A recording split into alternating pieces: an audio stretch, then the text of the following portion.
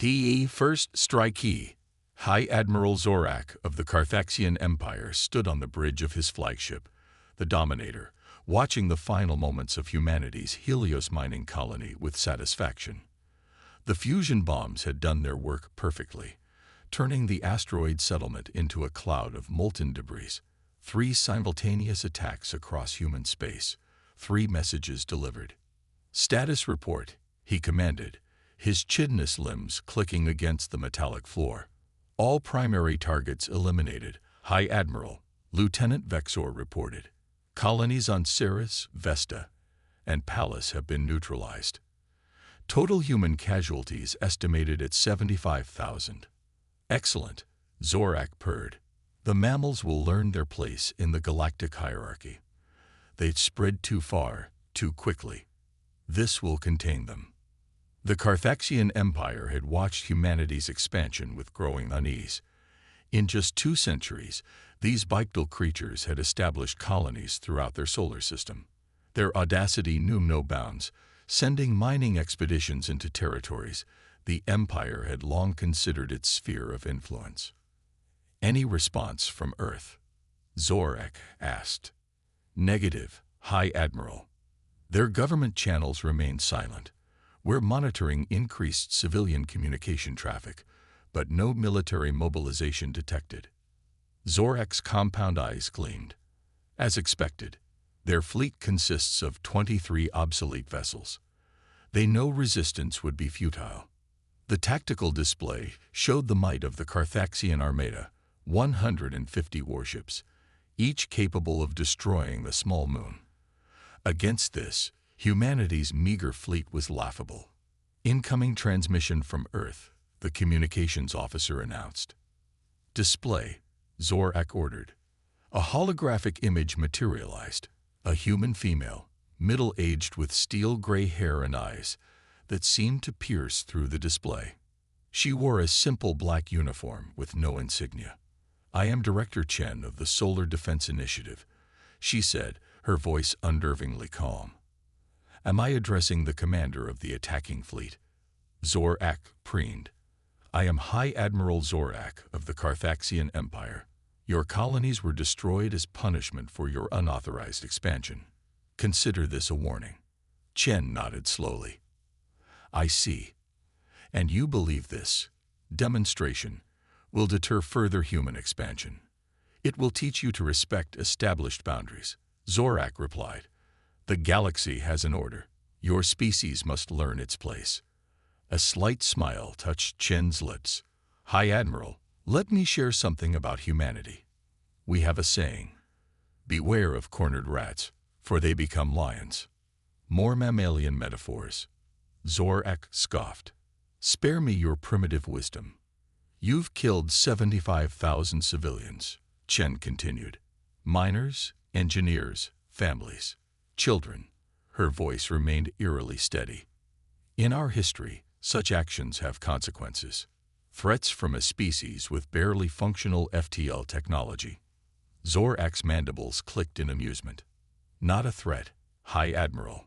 A courtesy notification. Chen's eyes narrowed. You see, humanity learned long ago that the universe can be unforgiving. We prepared accordingly. Before Zorak could respond, the transmission ended. Arrogant creatures, Vexor muttered. Shall we proceed to the next phase? Yes. Position the fleet for a demonstration above Earth. Let them see what? High Admiral. The sensor officer's cry cut through the bridge. Detecting massive energy signatures from the outer system. Location. Pluto, sir. But that's impossible. There's nothing there but ice and. The tactical display flickered, then updated. Zorak's respiratory system nearly failed. Where Pluto's frozen surface should have been, massive doors were opening. Not small hangars. Continental-sized apertures revealing vast underground complexes, and from these hidden facilities, ships were emerging. Not the crude vessels intelligence had reported. These were sleek, angular warships with energy signatures that defied Carthaxian understanding. Dozens, then hundreds. This cannot be, Vexor stammered. Our intelligence showed no military presence in the outer system. More alarms blared. Similar signatures were appearing from Neptune's moons, from Saturn's rings, from the asteroid belt itself. The entire solar system seemed to be awakening. "Get me the human," Zorak demanded. Now. Chen's image reappeared, now clearly standing on a command bridge. Behind her, humans worked with quiet efficiency. "You were saying about our place in the galaxy," she asked mildly. "What is this deception?" Zorak roared. "Deception? No, preparation." Chen gestured to the displays behind her. "You see, High Admiral, humanity's history is written in blood. We've learned that peace is earned through strength, not hoped for through weakness." The tactical display showed over 500 human warships now active, with more appearing every minute. Energy readings suggested weapon systems beyond anything in the Carthaxian database. "Impossible," Zorak whispered. "The resources required, the secrecy. 20 years ago, we discovered your empire's surveillance of our system," Chen explained. "We showed you what you expected to see. A young, naive species taking its first steps into space. Meanwhile," she spread her hands. "This entire time, every mining operation was cover for military construction. Every civilian colony housed hidden defense systems. Every piece of space debris might be a weapons platform." Chen's smile widened. "We call it the Dragon Protocol. Sleep peacefully, but with one eye open." Zorak's tactical mind raced. Even with superior numbers, his fleet was now deep in enemy territory, surrounded by unknown technology. "Admiral," Vexor whispered urgently, "we should withdraw. Regroup with the main fleet." "High Admiral Zorak." Chen's voice hardened. "You have 1 hour to begin withdrawal from our system.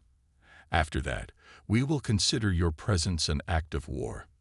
You dare threaten the Carthaxian Empire?" Zorak snarled, but uncertainty colored his words. "We dare defend our people," Chen replied. "You struck first, Admiral. You awakened the dragon. Now you'll learn why that was a mistake." The transmission cut. Around the Carthaxian fleet, human ships continued to emerge from hidden bases across the solar system. The hunters had become the hunted. "High Admiral." Vexor's voice quavered. "Your orders?" Zorak stared at the tactical display, watching humanity's true might reveal itself. His confidence crumbled like the colonies he had so proudly destroyed. "Signal the fleet," he said finally. "Prepare for tactical withdrawal." But even as he gave the order, Zorak knew it was too late. The dragons were awake, and they were angry. The Escalates giants awaken. The bridge of the Dominator fell into stunned silence as the true scope of humanity's deception became clear. What had appeared to be a primitive species barely capable of interplanetary travel was revealing itself as something far more dangerous. "High Admiral," the intelligence officer reported, voice trembling, "we're detecting quantum encryption across all human military channels. Technology that shouldn't exist for another millennium by our estimates." Zorak's compound eyes fixed on the tactical display. The human ships weren't just numerous. They moved with impossible coordination, as if controlled by a single mind. "Battle stations," he ordered. "If these mammals want war, we'll—" "Sir," the communications officer interrupted. "Earth's civilian networks just went dark. All of them, simultaneously." "What do you mean dark?" "Every civilian satellite, every broadcast station, every communication relay, offline. It's as if they voluntarily blinded themselves."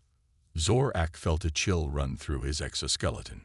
Primitive species panicked when attacked. They flooded communication channels with desperate pleas and chaotic chatter. This coordinated silence was unsettling. "New contacts." The sensor officer's voice pitched higher. Multiple quantum signatures appearing in Mars' orbit. The tactical display updated again. Mars, long thought to be a simple research outpost, was revealing its own secrets. Massive shipyards hidden beneath the red sand, camouflaged by holographic projections. Another fleet, easily matching the one from Pluto, was rising from the Martian surface. They turned entire planets into fortresses. Vexor whispered, "How did we miss this?" A new transmission came through. This time, the human wore a military uniform adorned with medals. His weathered face spoke of decades of service. "I am Admiral Sterling, commander of the Terran Liberation Fleet," he announced. "High Admiral Zorak, you are hereby ordered to surrender your vessels."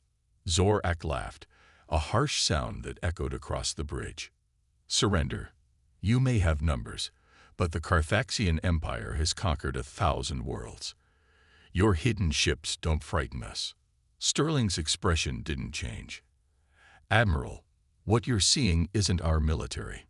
It's our reserve units." The words hung in the air like a death sentence. "You're bluffing," Zorak managed. "Am I?" Sterling touched a control. "Observe." The tactical display shifted to show the asteroid belt. What Zorak had dismissed as mining operations began to transform. Asteroids split open, revealing not ore processing facilities, but weapons platforms. Thousands of them. Every rock bigger than a kilometer, Sterling explained, is a fortress. Every mining ship is a gunboat. Every civilian freighter has military-grade shields and weapons in hidden compartments. "Impossible," Zorak breathed. "The resources alone. We've been preparing for 80 years, Sterling cut him off. "Ever since we detected the first alien probe in our system. We knew this day would come." The scale of the deception was staggering. Humanity hadn't just hidden a fleet. They'd hidden an entire military-industrial complex in plain sight. "High Admiral," Vexor reported, "we're being targeted by everything. Every human ship, every weapons platform, even their lunar installations. They have us locked. Fire at will." Zorak ordered desperately. "All ships, maximum firepower." The Carthaxian fleet opened fire. Plasma beams and antimatter torpedoes streaked toward the human vessels. And then the impossible happened. The human ships didn't dodge. They didn't raise shields. Instead, the incoming fire seemed to bend around them, deflecting harmlessly into space. "Gravity manipulation," the science officer gasped. "They're warping space-time itself." Sterling's face reappeared. 60 years ago, we cracked the unified field theory. 40 years ago, we weaponized it. Your empire's technology is impressive, Admiral, but it's based on principles we mastered generations ago. Human ships began to advance, not in the chaotic swarm Zorak expected from inferior forces, but in perfect geometric formations. As they moved, space itself seemed to ripple around them. "Sir, they're generating artificial singularities," the sensor officer screamed. "Multiple quantum anomalies forming around our fleet. Return fire. All weapons." But the Carthaxian weapons were proving useless. Plasma dissipated against gravitational shields. Missiles lost tracking as space curved around their targets. Even direct hits seemed to slide off the human vessels like water off glass. "Admiral Sterling," Zorak tried to maintain dignity. "Perhaps we can negotiate." "You destroyed 3 colonies," Sterling interrupted. "Killed 75,000 civilians. There will be no negotiation." The human ships stopped their advance, forming a perfect sphere around the Carthaxian fleet. Energy readings spiked to levels that sent the sensors into overload. "What are they doing?" Vexor demanded. The answer came from an unexpected source. Director Chen's image appeared alongside Sterling's. "High Admiral," she said, "you're about to witness what humans call the dragon's breath. Our quantum field generators working in concert. You wouldn't dare use such weapons in your own system," Zorak protested. "The gravitational effects would what?" Chen smiled coldly. "Destabilize our sun. Tear apart our planets. We mastered these forces decades ago. Our system is protected. Yours, however." The implications hit Zorak like a physical blow. "You're threatening our homeworld." "We're demonstrating capability," Sterling corrected. "Watch and learn." The human ships pulsed in unison. A wave of distorted space-time expanded from their formation, washing over the Carthaxian fleet. Where it touched, reality seemed to twist. A destroyer on the fleet's edge simply ceased to exist, its atoms scattered across dimensions. "Yield," Sterling commanded, "or the next pulse won't be a demonstration." Zorak looked at his tactical display. His mighty fleet, pride of the Empire, was trapped in a quantum bubble controlled by beings he had dismissed as primitive mammals. His weapons were useless, his escape routes blocked by technology that defied comprehension. "High Admiral." Vexor waited for orders that wouldn't come. Zorak closed his compound eyes. In attacking humanity, he hadn't kicked over an anthill. He had awakened something ancient and terrible, something that had learned to hide its fangs until they were needed. "Signal our surrender," he whispered. But as the words left his mandibles, Zorak knew this was only the beginning. Humanity hadn't just defended itself. It had announced its presence to the galaxy in a way that would reshape the balance of power forever. The dragons were awake, and the universe would never be the same. The Dragon's breath. As the surrender signal pulsed from the Dominator, the true magnitude of humanity's power began to unfold. The quantum bubble surrounding the Carthaxian fleet shimmered with contained energy, a visible reminder of their captivity. "All ships, power down weapons and shields," Zorak ordered, his voice hollow. Around him, his bridge crew moved like automatons, still struggling to process their defeat. Admiral Sterling's image dominated the main display. "High Admiral, prepare to receive boarding parties. Any resistance will result in immediate termination of your vessel." Human assault shuttles emerged from the larger warships, moving with the same impossible precision as their parent vessels. As they approached, Zorak noticed something strange about their design. No visible engines, no conventional propulsion systems. "They're not using thrusters," the science officer observed, bewildered. "They're sliding through folded space." The first shuttle phased through the Dominator's hull, as if it weren't there, materializing in the main hangar. Carthaxian security forces, trained to repel boarders, found themselves facing humans in sleek black armor that seemed to absorb light. "Attention Carthaxian personnel," a synthesized voice announced. "Offer no resistance. Compliance ensures survival." What followed wasn't a battle, but a systematic takeover. Human soldiers moved through the ship with choreographed efficiency, neutralizing any opposition with weapons that rendered targets unconscious without visible damage. On the bridge, Zorak watched helplessly as his command was dismantled piece by piece. When the human Marines arrived, led by a stern-faced woman with cybernetic implants visible at her temples, he stood to meet his conquerors with what dignity remained. "High Admiral Zorak," the woman announced, "I am Colonel Nash, Terran Special Operations. You are hereby detained pending trial for crimes against humanity." "Trial?" Zorak spat.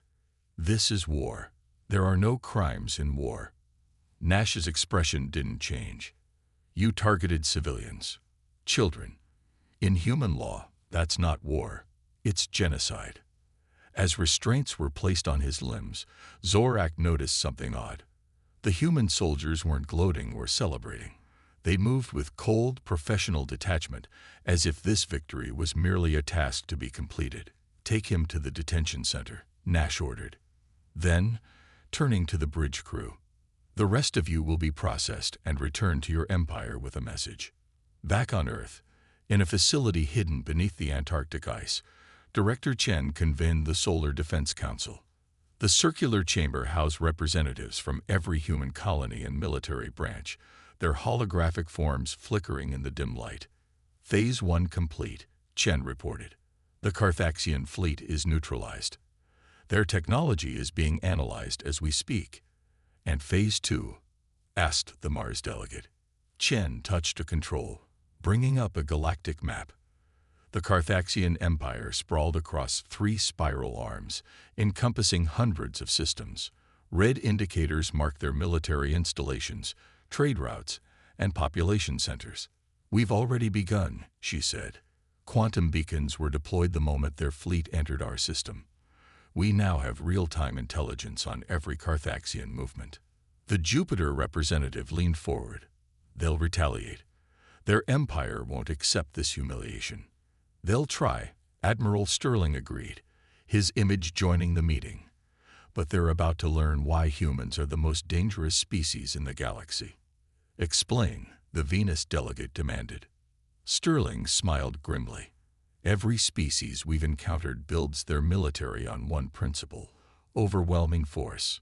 Bigger ships, stronger weapons, larger armies. Humans, we learned different lessons."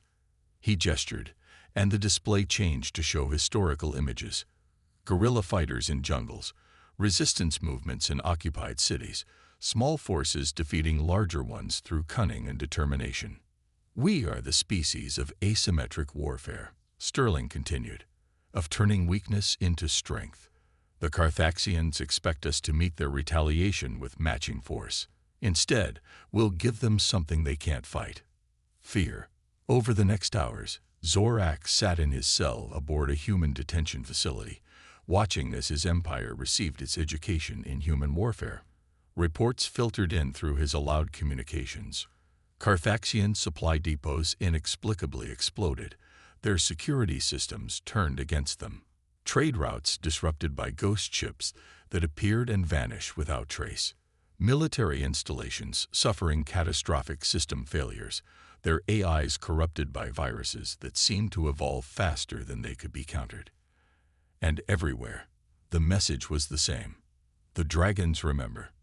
The psychological impact was devastating. Carthaxian commanders, accustomed to straightforward warfare, found themselves fighting shadows. Entire battle groups refused to engage, terrified of human technology they couldn't understand. 3 days after the failed attack on human colonies, a final transmission reached the Carthaxian High Command. Director Chen and Admiral Sterling appeared together, their expressions solemn. "Leaders of the Carthaxian Empire," Chen began, "you have experienced a fraction of our capabilities. What you've seen represents approximately 4% of our military potential." The number hung in the air like a threat. "Here are our terms," Sterling continued. 1. Immediate cessation of all hostilities. 2. Reparations for the destroyed colonies. 3. A 100 light-year exclusion zone around human space. 4. Your unconditional agreement to the Terran Accords.